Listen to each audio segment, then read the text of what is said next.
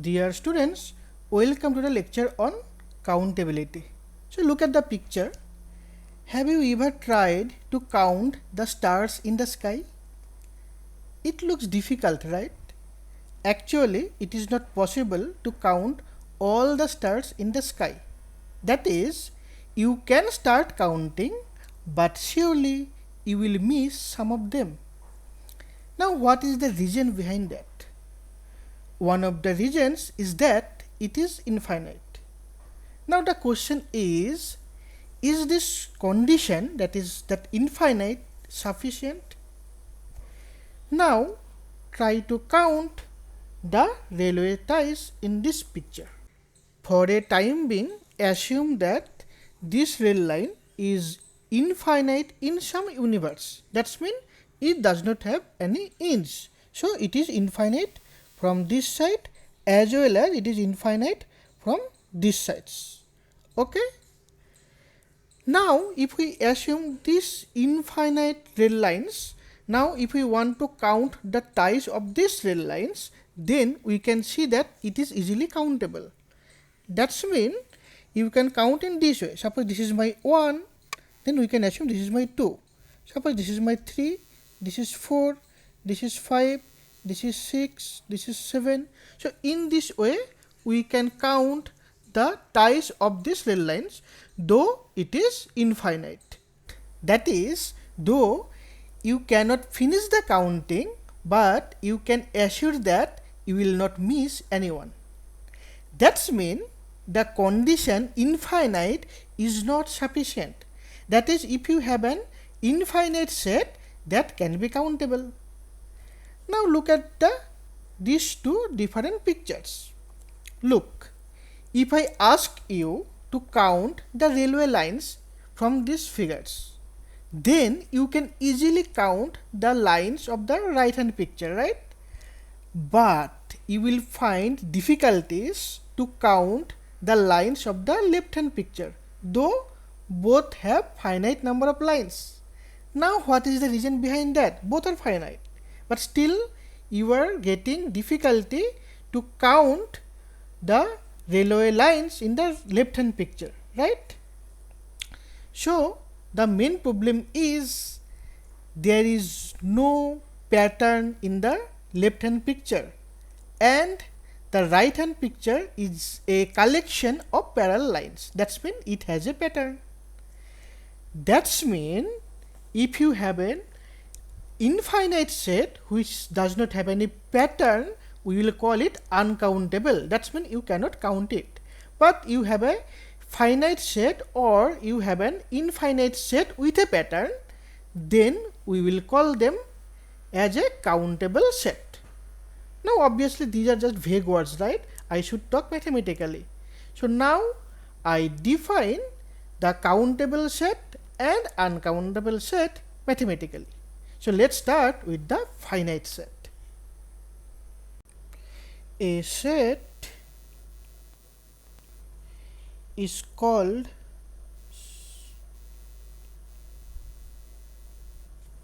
finite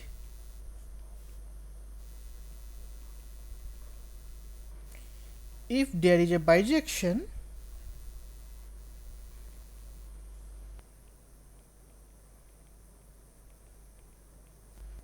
f from the set 1 to up to n to x for some n belongs to natural numbers. Okay, so then in this case we can write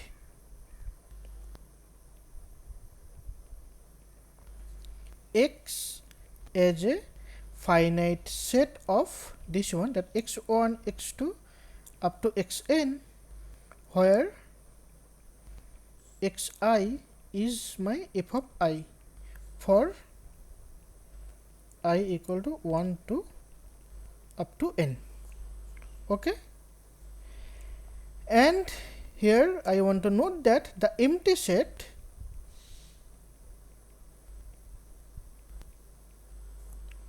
is considered as finite set. As finite set with cardinality 0.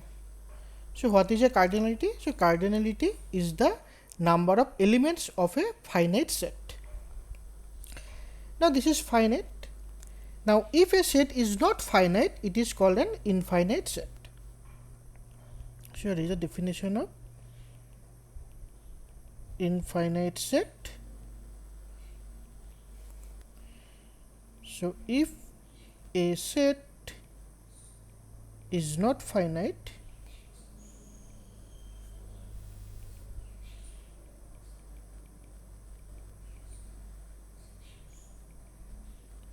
then the set is called an infinite set.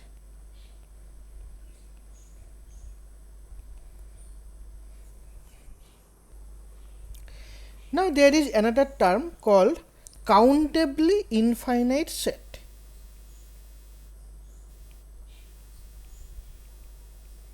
So countably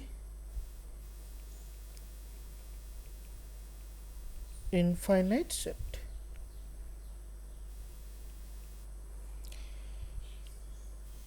So let X be a non-empty set.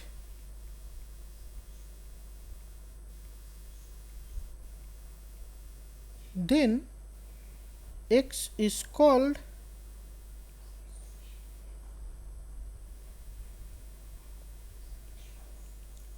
countably infinite if there is a bijection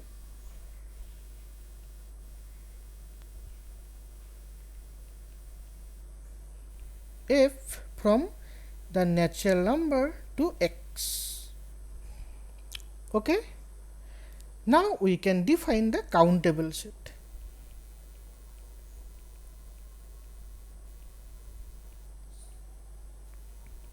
Now what is a countable set? If a set is finite or countably infinite,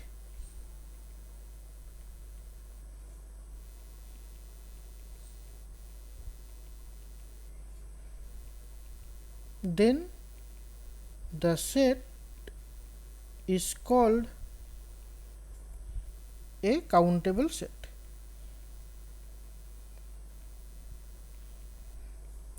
And what is an uncountable set?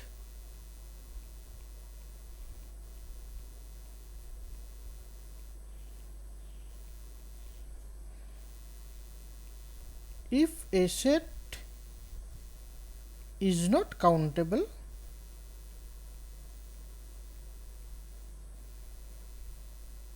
then the set is called an uncountable set.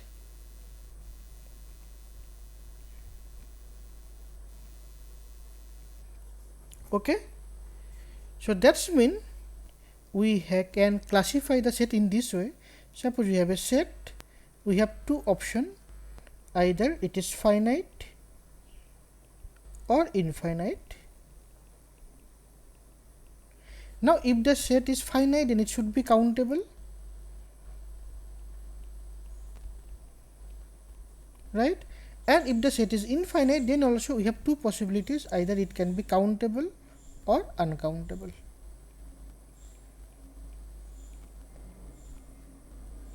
Also we can classify in this way. Suppose we have a set, either it is countable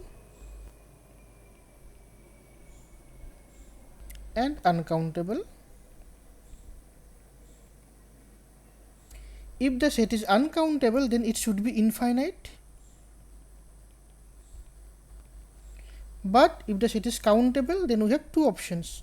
It can be infinite or it can be finite.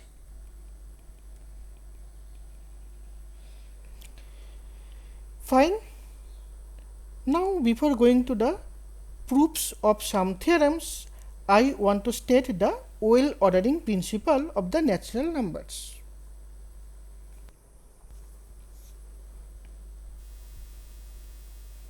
So the well ordering principle of the natural numbers. It says, so let x be a non-empty subset of the natural numbers n, then there exists a least element in x. That's mean there exists an element xl in x such that xl less than equal to x for all x in capital X. Fine. Now by using this property, or you can say the principle, we can prove the next lemma. Now this lemma says every infinite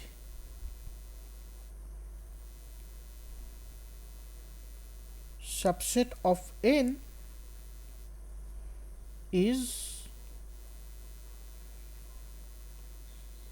countably infinite.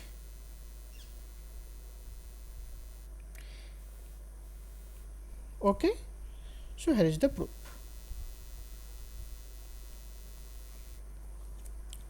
So let first of all let x be an infinite subset of x of n. Okay, that's mean x is not finite. Therefore, since x is non-empty, so by the well ordering principle, it has a least element. Now then, by the well ordering principle,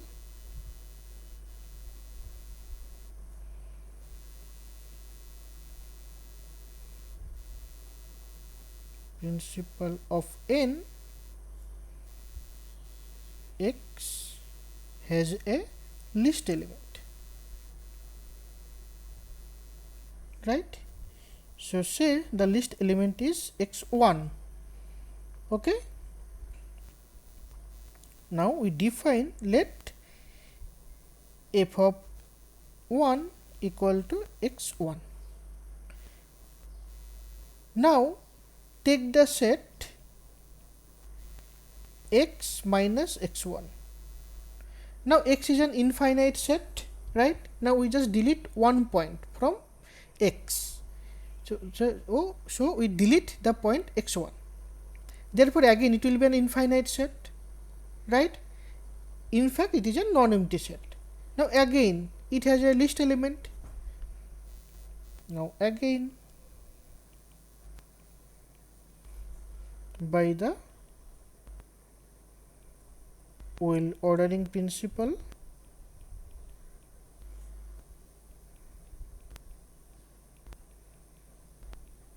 of n, this set, that is x minus x1, so has a least element, say x2. Now we define f of 2 equal to x2 and so on. Okay, so that's mean in step we can say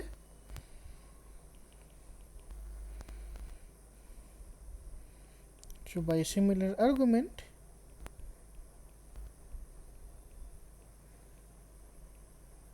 we can say xn plus 1 is the least element of the set x minus x1 x to xn, right, and so on. So therefore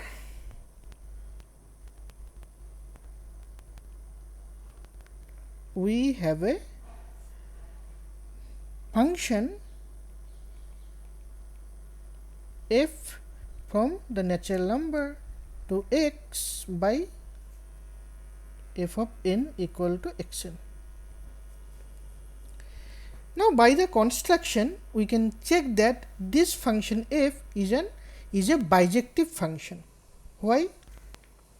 Because note that if some n less than m, then xn should be less than xm, right? You can check that this is true from the construction.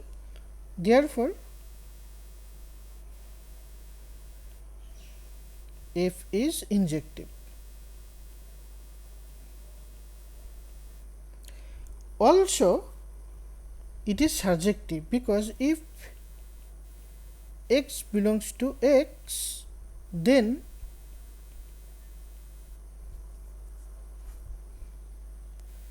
by the construction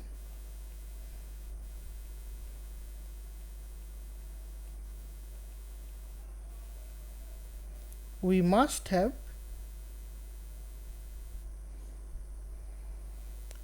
a natural number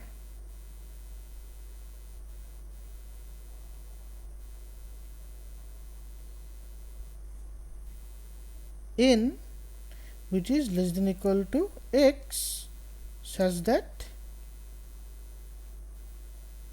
f of n equal to x. It is easy to check actually. So suppose all the numbers less than the element x is in the set x, that is in the capital X, then my n will be equal to x and f of n equal to x, that is the element x. Now if some of the natural number less than the element x is not in the set x, then there exists a natural number n which is strictly less than the element x, such that f of n equal to x. Fine. Okay. Therefore f is surjective as well as injective, that means f is bijective. Now since we have a bijective map from the set of natural numbers to x, therefore x is countably infinite. Fine. Now I shall prove another interesting result. It says, so let x be a set, then the following are equivalent. So first of all this. So if x is countable, that is either x is finite or there exists a bijection from n to x, and this is equivalent to saying that either x is empty or there is a surjection f from n to x. Okay.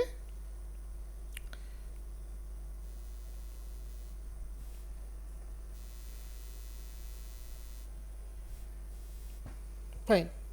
So here is the proof.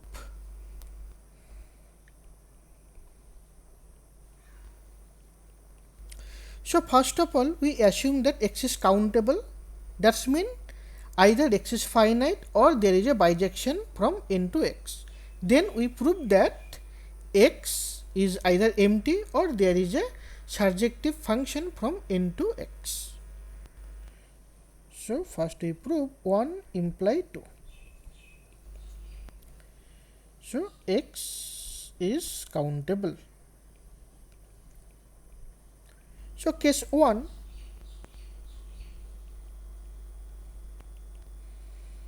x is finite,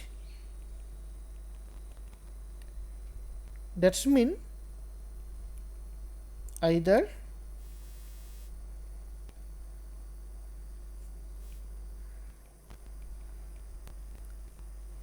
x equal to empty or x equal to this set x1 up to xn for some n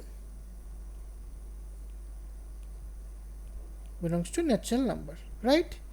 So if x is empty, then we are fine. Now we assume x is the finite set. Now let x is this set, the second possibility, x1 x2 up to xn, right? Then we shall define a surjective map from n to x. Now define f of I equal to x of I for I 1 less than equal to I less than equal to n, and we just when I bigger than n. That's mean x f of 1 equal to x1, so 2 goes to x2, 3 goes to x3, n goes to xn, and all the remaining natural number goes to xn only. That's mean it is a surjective map. Thus if x to n, n to x is a surjective map, right? That's mean if x is finite, then we have seen that either x is empty set or there is a surjection from n to x. Now we take the second possibility, that is x is countable infinite. That's mean case 2.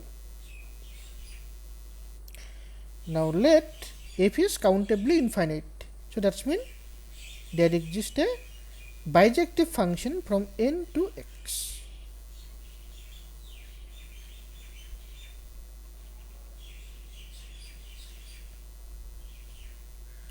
Right? Since is bijective function is also a surjective function, therefore f is surjective as well.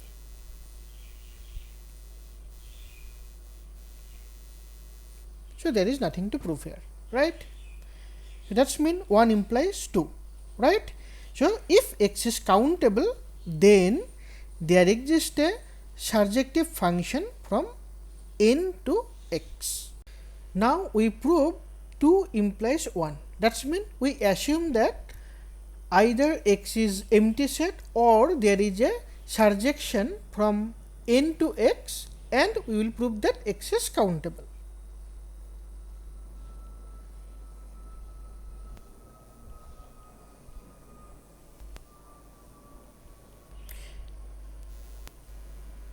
Now if x is empty, then we have seen that by our definition x is countable. So there is nothing to prove, right? So assume x is non-empty and there is a surjection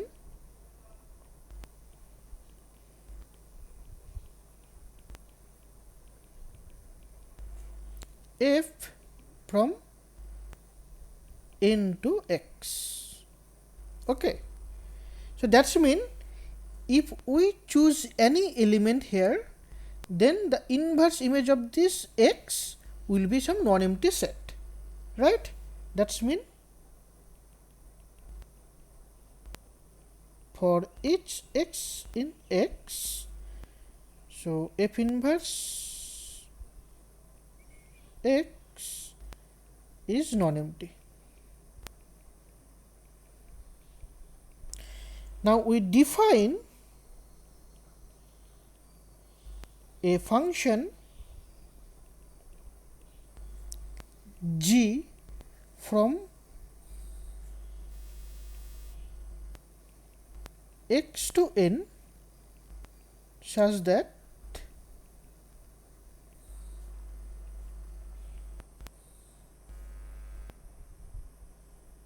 g of x will be natural number, right? It is the natural number which is, we can write in this way, minimum over all the n such that f of n equal to x. That's mean if we choose an element x from x, then f inverse of x is non-empty. It is a non-empty, we can write subset of n, right? So it has a least element, so we take the least element of that set. So obviously this is non-empty, so that way we define g x to n such that we take all the natural number which is a subset of natural number n, right, which such that f of n equal to x, and then this is a subset of natural number and we take the minimum number of that set. Okay, now it is easy to check that g is an injective function. Why? Because if say g of x1 equal to g of x2, now it is a natural number, that's mean it is equal to suppose m, then minimum over this set n such that f of n equal to x1 is same as minimum over n such that f of n equal to x2, this set equal to m. So that imply, see, by our definition, f of m equal to x1 and again f of m equal to x2. That's mean x1 equal to x2, right? So therefore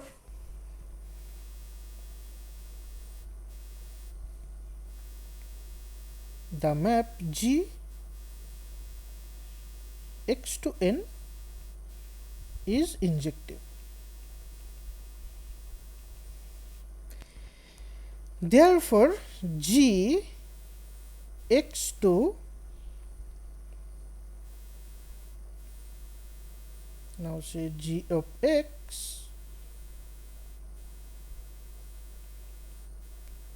is a bijective function.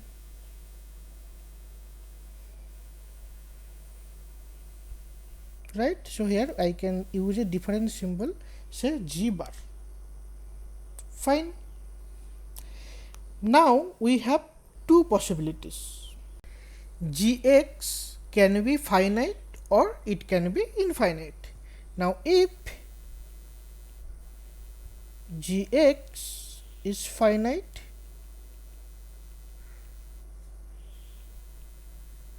then x is also finite and hence countable.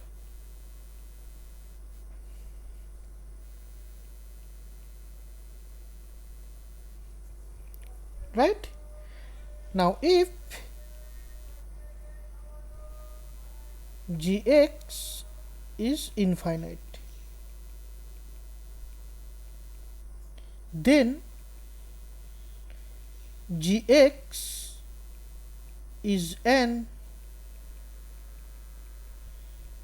infinite subset of natural number n, right? Therefore, by previous theorem, there exists a bijection say h from n to gx, right? Now n to gx we have a bijection h, and gx to x we have a bijection that g bar inverse. So their composition will be a bijection from n to x.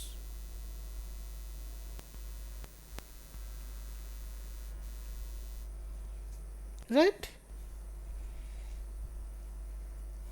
Now since that G bar inverse Gx to x is a bijection.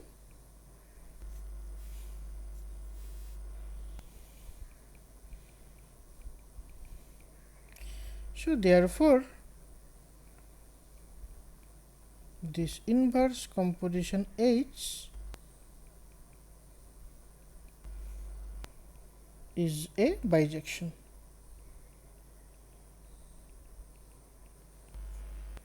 Thus we can say x is countably infinite. That's when x is countable. So this completes the proof. Now I state one trivial corollary of this result. We state a non-empty set is countable if and only if the elements of x can be written as an infinite sequence. And note that the terms of that infinite sequence can be repeated. Actually, this is a trivial corollary of the above result, but I can give a different proof. The proof is simple one. So since x is countable, so there exists a surjective function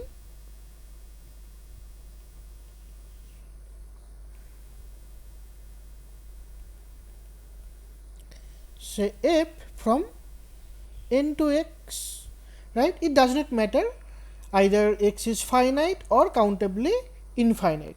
In any case, we will have a surjective function, but it is not that. Here we assume that x is non-empty, right? So we have a surjection. Then x can be written as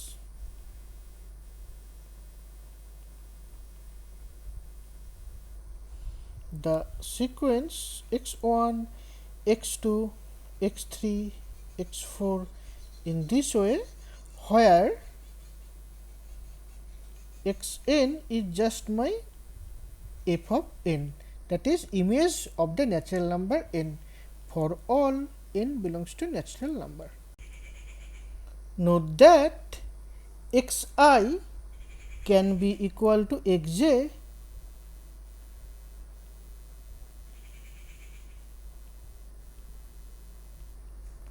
for some I not equal to j. So if x is finite, then obviously there should be some repeated term. Even if x is infinite, then also we can have repeated term. Okay. Now we prove the converse. This is the simple as well. Now if x is written as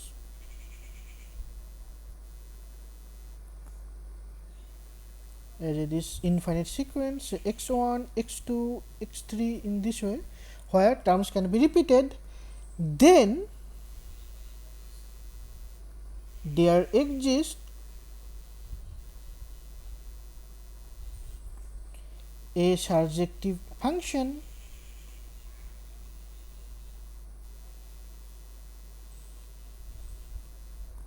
f natural number to x such that f is defined by f of n equal to x of n, right?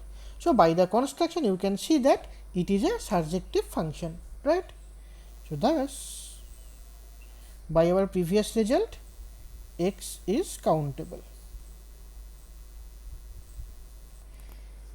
That's mean now we can use this corollary to show that some set is countable or not. So if we have a set which can be written as a sequence of, right, of numbers of or sequence of some real numbers, then we can say the set is countable. Now by using this we can easily prove the few theorems. So first of all, here is my first theorem, which says finite union of countable sets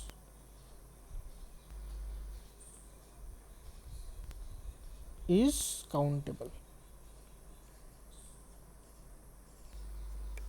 Okay. So where is the proof? So let x1, x2 up to xn be countable sets. Okay. And first we prove that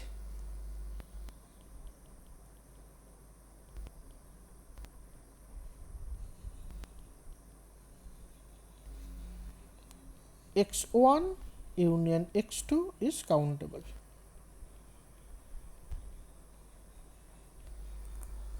Okay. So if one of them is empty, then it is trivially true. So if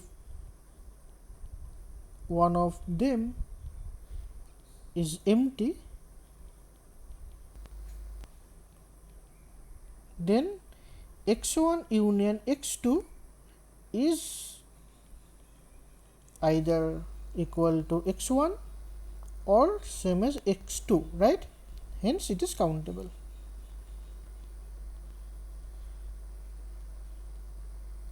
It is countable. Now we assume that x1 and x2 both are non-empty. So let x1 and x2 both are non-empty. Now since they are non-empty countable set, therefore we know both of them can be written as a sequence of real numbers or QK sequence. So let x1 equal to this sequence. So x11, x12, x13, x14 in this way, and x2 is the sequence x21, x22, x23, x24 in this way, right? Now then x1 union x2 can be written as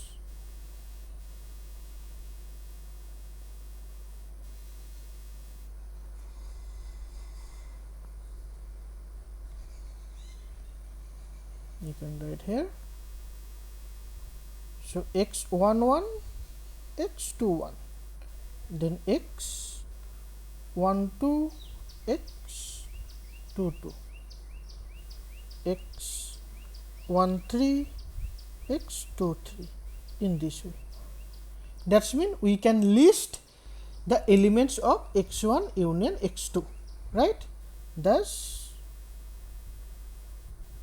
x1 union x2 is countable,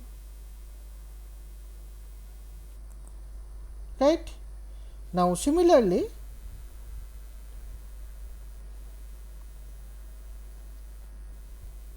if x3 is non-empty, is countable, then x1 union x2, this is countable set, and union x3 is also countable.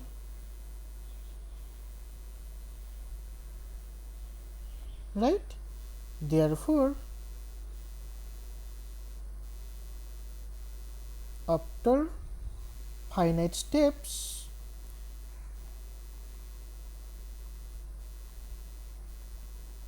we can say that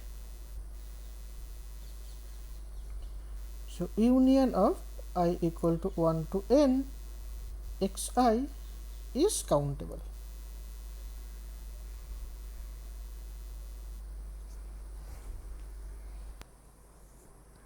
Okay. Here if x3 is empty, then x1 union x2 union x3 will be x1 union x2 only, and this is countable. So here we can remove this portion. So we can just say that if x3 is countable, then x1 union x2 union x3 is also countable, right? So this completes the proof. Now if you don't like this listing method, then also we can prove in terms of maps. So here it is given that this is the alternative proof. So given that x1 and x2 are countable, right? So you can assume that both are non-empty, because if one of them empty, then there is nothing to prove. Now since they are uncountable, say non-empty, then there exist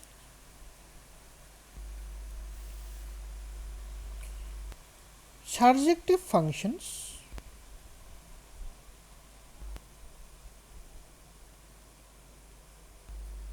say f1 from n to x1 and f2 from n to x2, right? So we know these are surjective functions, and it is a if and only if condition, right? Now we can define a surjective function f from n to x1 union x2. How to define the surjective function?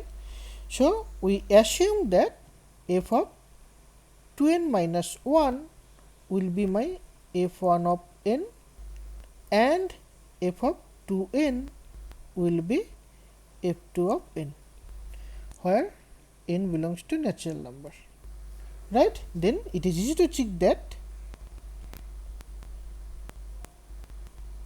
or you can say that by the construction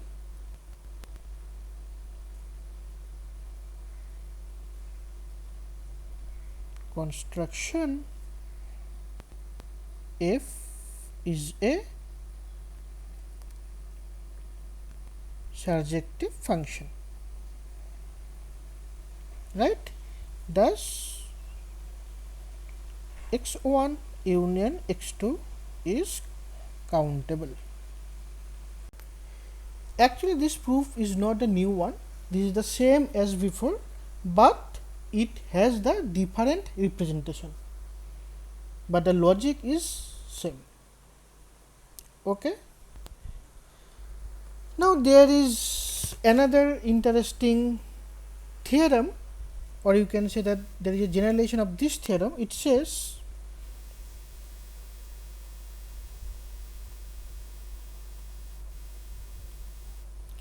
a countable union of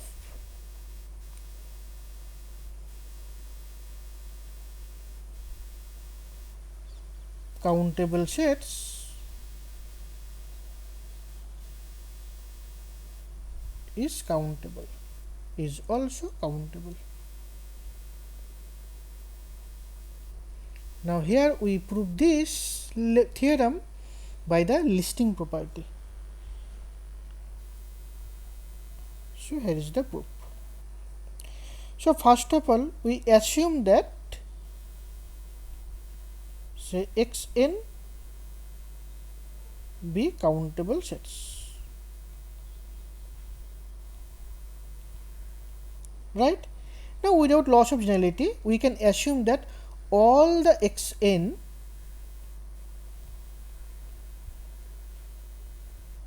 are non-empty, because if some of them are empty we can exclude them, right? Now if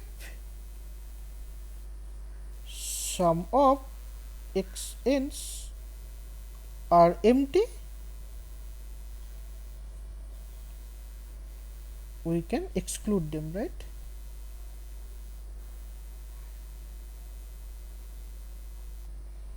Okay, so without loss we can assume that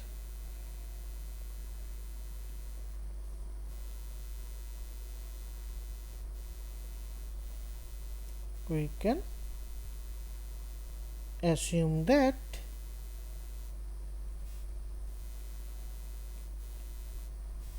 each of xn is non-empty. Okay, or n belongs to natural number. Now since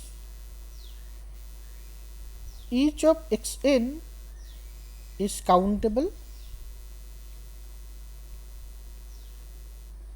so we can list them. So let xn, so x1 equal to say x11, x12, x13, x14 in this way.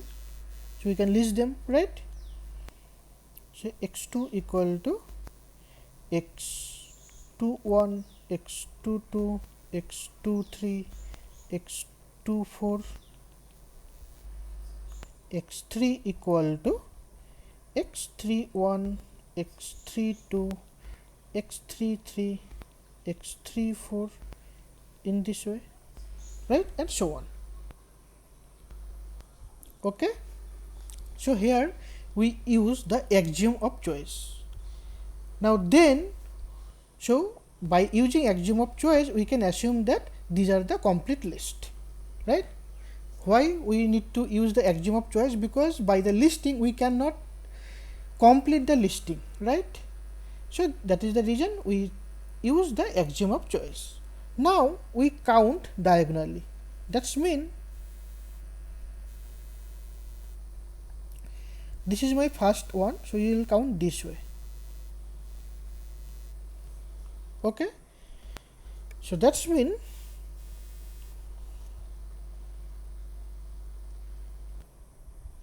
so we can write here counting the elements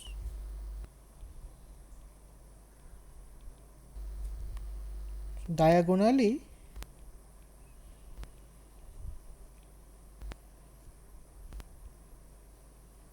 we can list the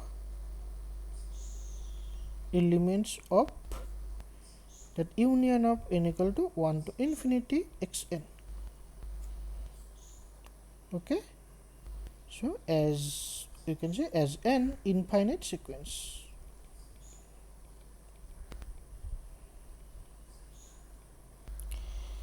That is this union xn is this. So first element will be x11, right, and then the second arrow, so x21 comma x12, then the third arrow, then x31, x22, x13, right. Now the next one will be x41, x32, x23, x41 and this way, right. So this is the pattern. I told about the pattern, right? So this is the pattern. So in this way, if you count the elements of union of xn, then you cannot complete the counting, but you can assure that you will not miss any number, right? So by the axiom of choice. So therefore this is the complete listing. So this is the reason we can say that countable union of countable sets is countable. So thus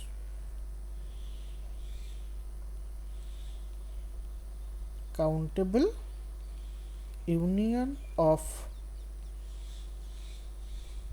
countable sets is countable. Fine. Now I use the similar argument for a different theorem. It says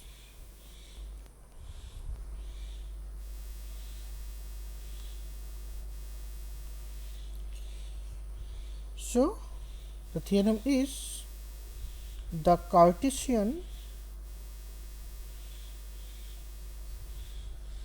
product of a finite number of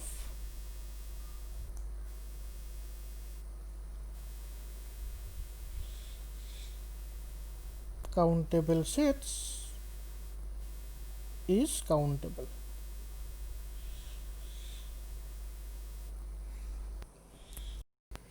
And here is the proof. So first we assume that, so let x and y be two countable sets.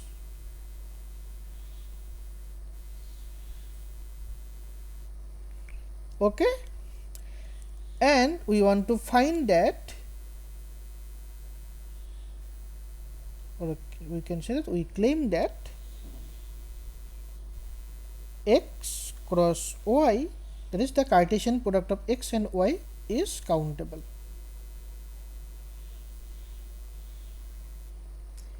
Okay, now without loss of generality we can assume that both x and y are non-empty, because if one of them is empty, then their product x cross y is empty and hence countable.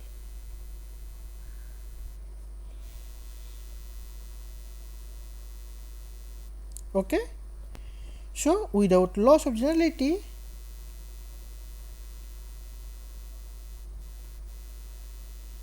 we can assume that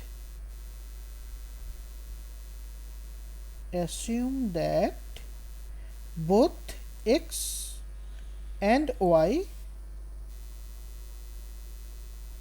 are non-empty. Now since they are countable,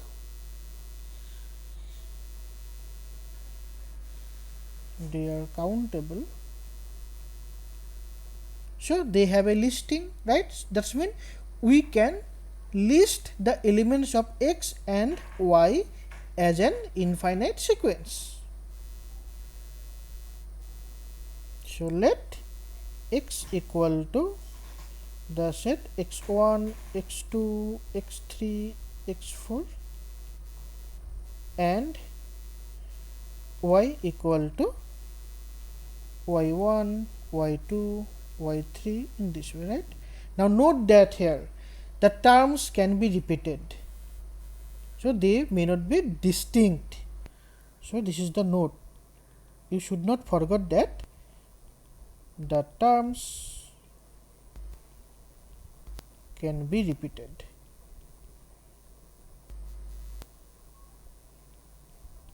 Okay, fine. Now then, what will be my x cross y? That is the product of x cross y. Now this will be this set, right? So the order pair of x1 y1 comma x1 y2 comma x1 y3 and so on, right? And also x2 y1 x2 y2 x2 y3 and so on, right? Then x3 y1 x3 y2 x3 y3 in this way, right? So this is the complete listing of x cross y, right? Now again we shall count diagonally. That's mean we shall count in this way. So this is my first element. Now this will start with this second, this is third, now this is my fourth, fifth, sixth. In this way we shall count. Okay, now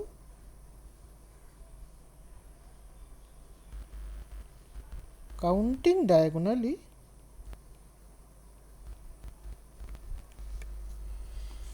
we can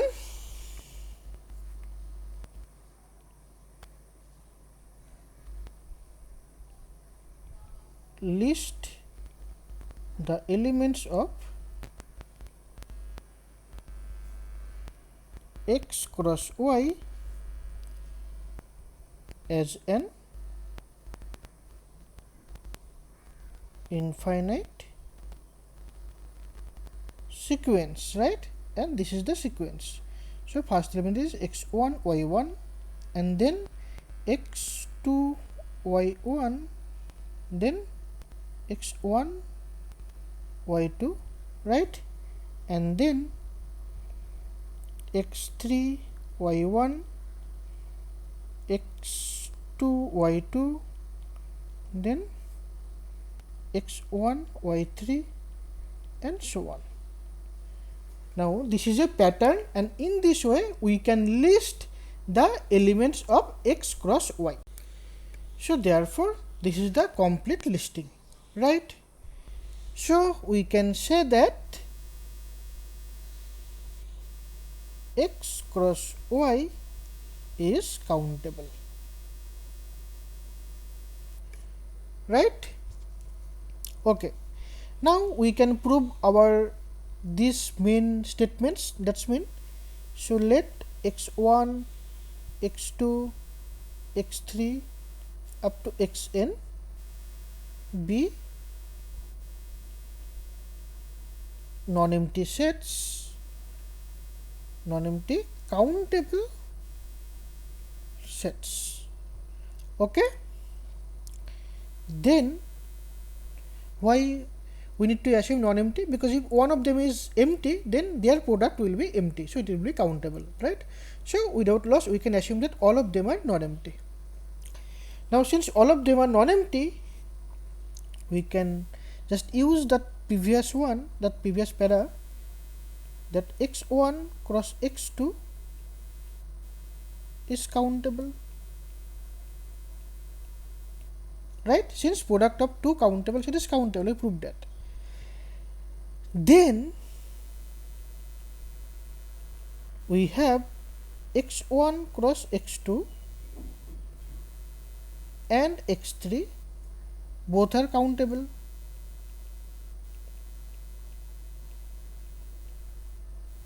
right?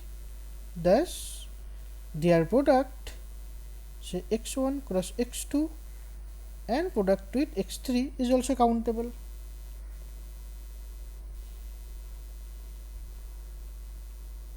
Right? So after finite number of steps,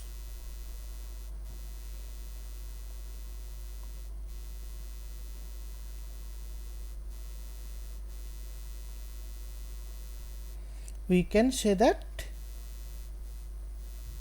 x1 cross x2 up to xn is countable, right? So we have seen that if we have a finite number of countable sets, then their union is countable. If we have finite number of countable sets, then their product is also countable. And if we have a countable collection of countable sets, then their union is also countable. That's mean countable union of countable sets is also countable. Now the question is, if you have a countable collection of countable set, then what about their product? Is it countable? That's mean the product of countable number of countable sets is countable or not? Unfortunately, the answer is no. That's mean the product of countable number of countable sets is not countable. In fact, if you have the product of countable number of finite sets, then also it is not countable. But I skip this proof for this lecture. In the next lecture, I shall start with that theorem. Okay? So see you in the next lecture.